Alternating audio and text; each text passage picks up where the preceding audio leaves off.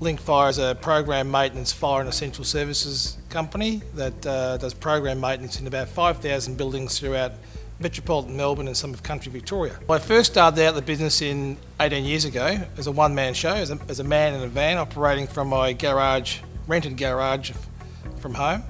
We now employ over 40 full-time staff. In business, you sort of start off and you're energetic and you're a one-man show and away you go and things are great. Then you start getting employees and you realise, or you don't realise actually, that there's a lot more costs involved and compliance with having employees and there's taxation and cash flow and all those things, and it sort of becomes daunting. And you seem to be spending all day out doing the work and all night doing the other stuff. In the early years, I was probably working 60 to 80 hours a week or more. I was never off. I worked all weekends, I worked at night times. My wife had ruled you had to be home by 6 o'clock in the evening. 6 till 8 p.m. was family time, and basically the rest of the time was business time. And after doing that for many, many years, you sort of get a bit sick of it. So it's when I started to employ staff, that's when I realised I needed some help, because I find it easier dealing with customers than I do with staff members. And I started to listen to my coach at Action Victoria, and I started to get the balance right. And I find it easier now with 40 staff than I did with 4 staff. And the reason for that is because the business is now systemised. There's procedures, policies, org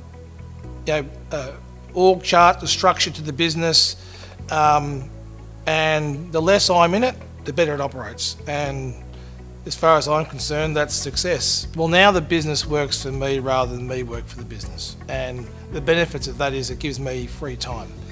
And with that free time, I'll spend that time with my family and kids. So we go overseas most years.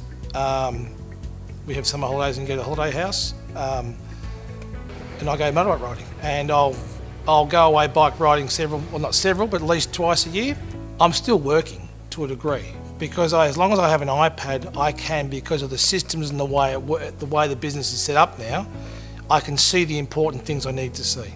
One thing the coach is always on about is planning, and I was never one for plans, but that was one of the first things I said. What's your monthly goal, quarterly goal, 12-month goal, 5-year goal? And the coach would come around every week and he'd say, Alistair, we spoke about this last week, what have you done? And why not? I've been busy. Why? Well, remember, we're going to do this.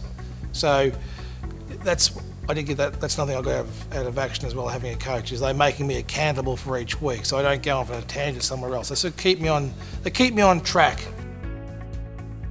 They go, right, we're going to make a dream chart. And I thought to myself, yeah, great, let's make a dream chart. What a crock, I thought. Anyway, it's this big piece of paper, coloured piece of paper. I took it home with me and I threw it in I put it somewhere in the house. Well, about 12 months ago, I was cleaning out the house and I found this piece of paper.